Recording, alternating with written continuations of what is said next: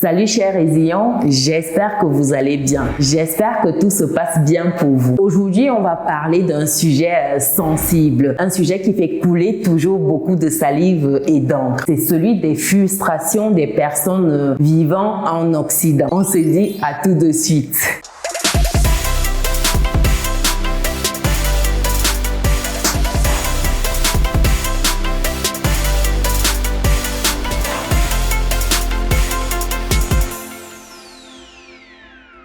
Bienvenue de nouveau sur Business et Réussite, la chaîne qui te permet de muscler ton mindset et tes finances. Si c'est quelque chose qui te parle, alors rejoins dès à présent la communauté des personnes résilientes et pense à lâcher ton pouce bleu en l'air et à partager massivement cette vidéo. Si tu me découvres pour la première fois, Chimène Nana, entrepreneur, investisseur en France et en Afrique depuis quelques années, et ma passion au quotidien, c'est de te voir atteindre ton indépendance financière. Et c'est dans ce but que je partage avec toi mon livret qui te donne 10 idées business que tu peux lancer aujourd'hui, que tu sois en Occident ou en Afrique. Le livret est disponible dans le descriptif de cette vidéo. Alors, revenons à notre sujet du jour qui est celui des frustrations que les personnes vivant en Occident rencontrent, les personnes de la diaspora africaine. Déjà, commençons par définir ce que c'est qu'une diaspora, en l'occurrence la diaspora africaine. La diaspora africaine, c'est simplement tous les enfants de l'Afrique qui vivent hors du continent africain. Ils peuvent vivre par exemple en Europe, en Amérique, en Asie, bref, tous les enfants de l'Afrique qui ne sont pas en Afrique sont de la diaspora africaine. Donc voilà déjà pour ce qu'est la diaspora africaine. Quand on parle de diaspora, qu'est-ce qu'on entend concrètement? Comment on fait pour se retrouver dans la diaspora? Il y a plusieurs moyens de se retrouver dans la diaspora. Le premier souvent, c'est de naître sur le territoire. Lorsqu'on est de parents venus de la diaspora, on se retrouve de la diaspora soi-même. C'est le premier moyen. On ne l'a pas voulu, on est fils ou fille de personnes immigrées et on se retrouve également dans la diaspora, étant né en Occident. Donc ça, c'est le premier moyen. Le deuxième, c'est lorsqu'on vient pour ses études. C'était mon cas, par exemple, je suis allée en France pour mes études. Donc après mes études, j'ai décidé de rester vivre en France. On se retrouve dans la diaspora par ce moyen-là. En troisième voie pour se retrouver dans la diaspora, c'est des personnes qui sont des réfugiés. Ça peut être des réfugiés politiques, des réfugiés de guerre. Il y a différents types de réfugiés. Je ne vais pas rentrer dans ce détail-là.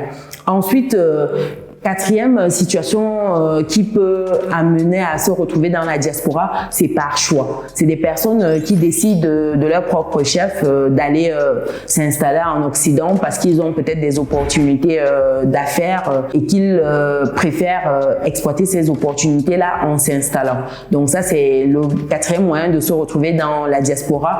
Il y a également le cinquième moyen qui est celui de Beaux-Arts, comme on dit, de venir par voie illégale sur le territoire. Ça peut être bon, bref, je vais pas rentrer dedans, c'est venir par voie illégale. Ça, c'est le cinquième moyen qui reste quand même un moyen difficile, limite. J'ai déjà évoqué cette question-là sur la chaîne. Ça a fait également couler beaucoup de salive et d'encre.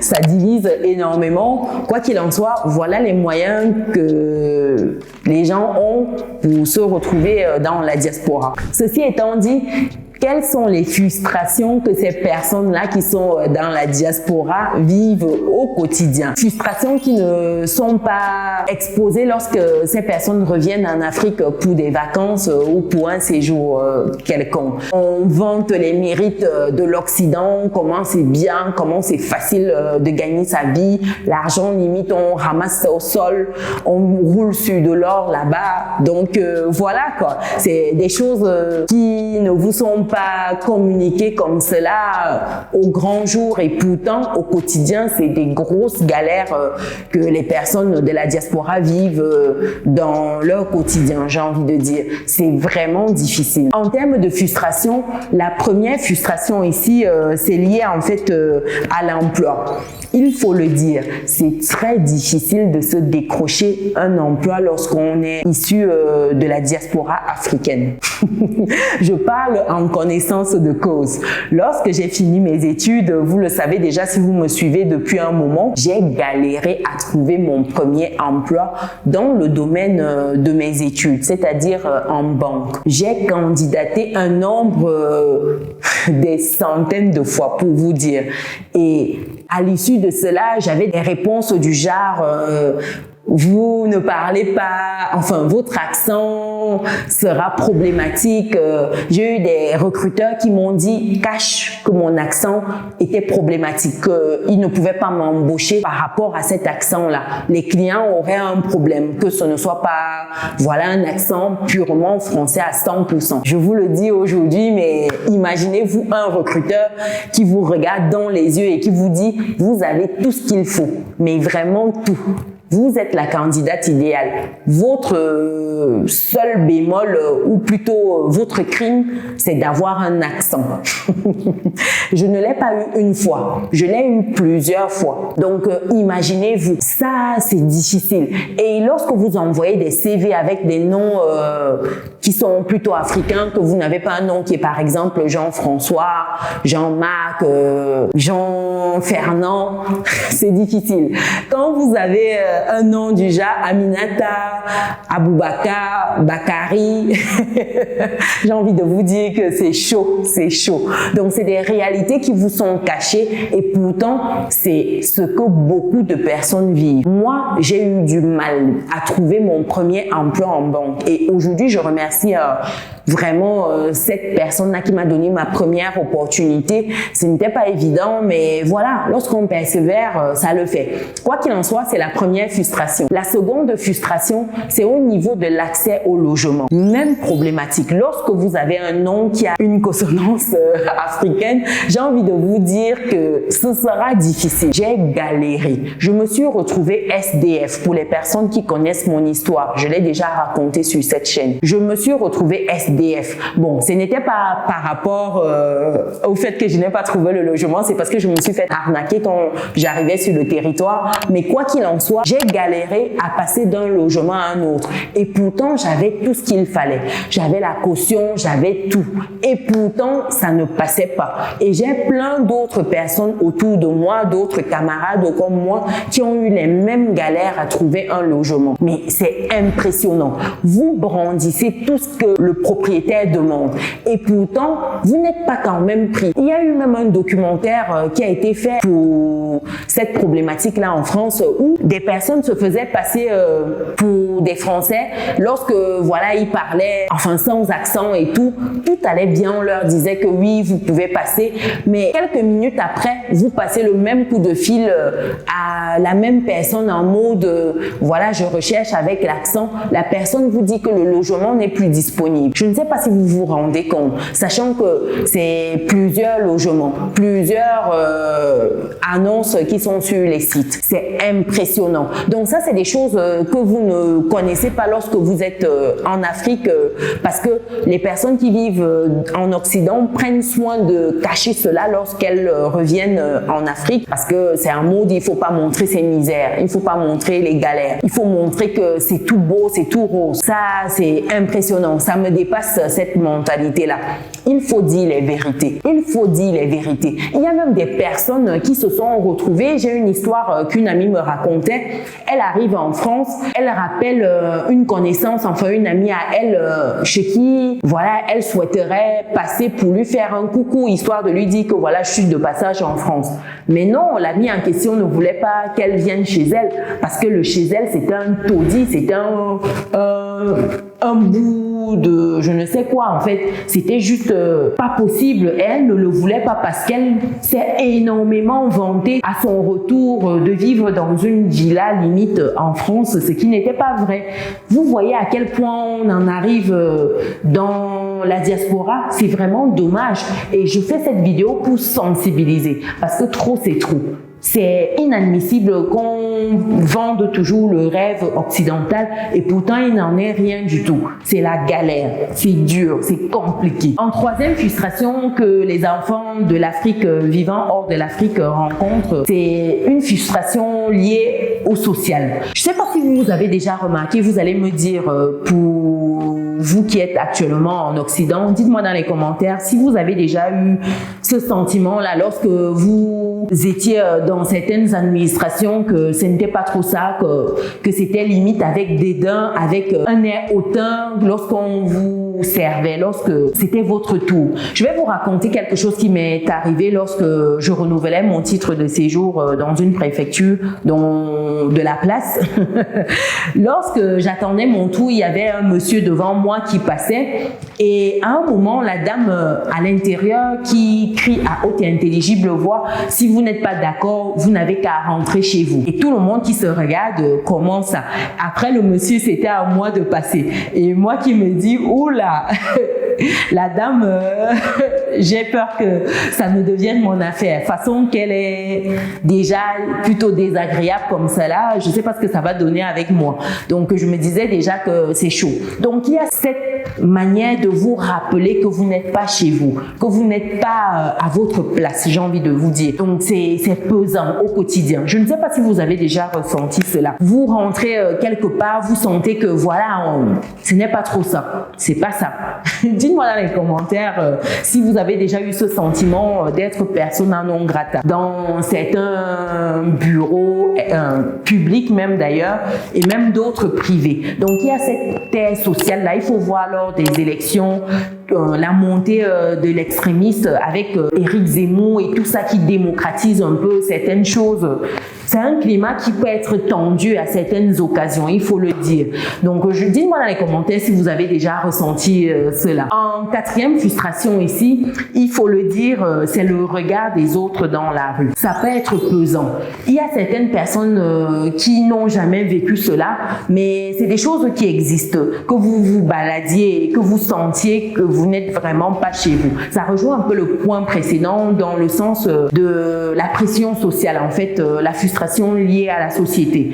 De vous balader comme ça et une personne vous dit rentre chez toi. J'ai une amie qui me racontait ses péripéties. Elle marchait dans les rues de je sais plus quelle ville, c'était une ville européenne, et en passant devant un immeuble qui était en construction, il y avait quelques artisans devant. Ils se sont mis à mimer le bruit d'un singe en faisant ouh ouh ouh ouh et tout, et là ils se sont juste dit bon, voilà, on va avancer. Je sais pas si vous vous rendez compte, en 2022, non, c'était en 2021 cette affaire là, je sais pas si vous vous rendez compte, il faisait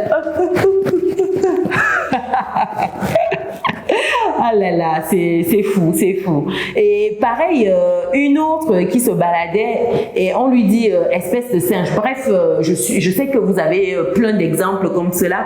Je vous laisse me les mettre dans les commentaires si vous avez déjà vécu cela à titre personnel. Donc voilà quelques situations qui peuvent vous arriver. Comment réagir face à cela? On va terminer cette vidéo avec des solutions face à cela.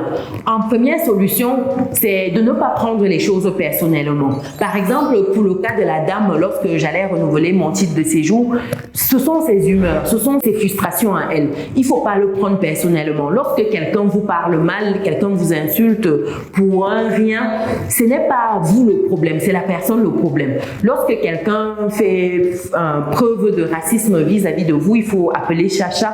Ce n'est pas vous qui avez un problème, c'est cette personne-là. Donc, première chose, ne pas prendre tout à cœur, ne pas prendre personnellement pour ce qui arrive. Non, il faut prendre de la hauteur face à ces situations-là. La deuxième chose ici, c'est de limiter les situations qui sont propices à cela. Par exemple, si vous connaissez par exemple qu'il y a des personnes qui sont plutôt à tendance extrémiste, des fascistes, des fachos, autant mieux les éviter, autant mieux limiter tout contact avec ces personnes-là, parce que vous n'allez pas les changer. Lorsque c'est profondément ancré chez quelqu'un, vous ne pouvez pas changer cette personne. C'est comme ça, vous faites avec. Donc ça, c'est la deuxième solution. La troisième solution ici, c'est se créer soi-même ses sources de revenus. Si vous n'avez plus besoin de faire des CV, des lettres de motivation, ça va vous éviter de faire face à la frustration liée à l'emploi. l'emploi. Ici, vous vous employez vous-même, vous créez votre travail, vous créez vos sources de revenus.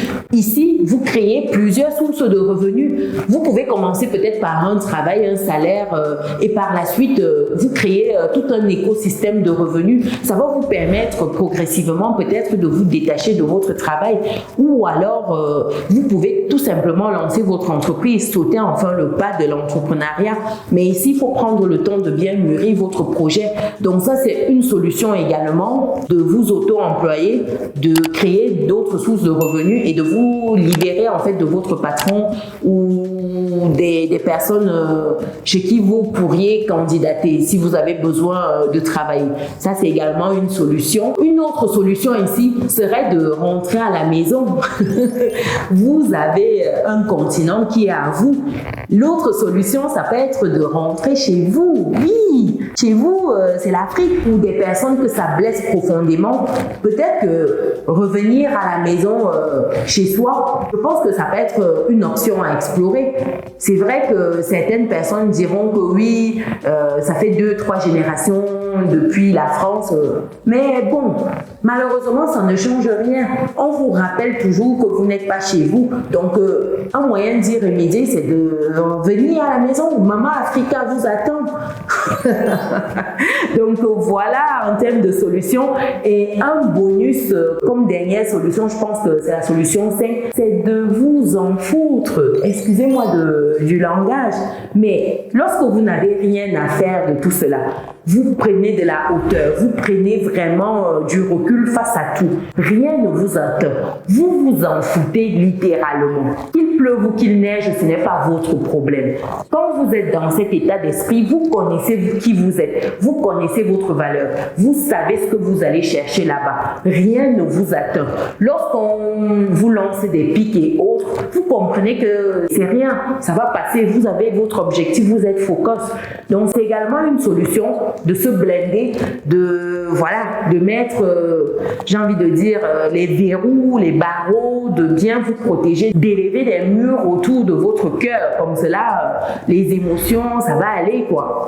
Ça va aller. Quoi qu'il en soit, voilà certaines frustrations des personnes qui sont en Occident. Dites-moi dans les commentaires si vous avez fait face à d'autres frustrations, comment vous avez réagi. J'espère que cette vidéo vous a plu. Pensez à lâcher votre pouce bleu en l'air, partagez massivement cette vidéo pour éveiller les uns et les autres sur les réalités de l'Occident, sur comment ça peut être compliqué là-bas. Pour toutes les autres personnes qui ne sont pas encore dans l'Académie des personnes résilientes, c'est le moment de rentrer dans notre belle académie en allant sur le site businessetreussite.com, onglet Académie. Renseignez vos informations, choisissez votre palier.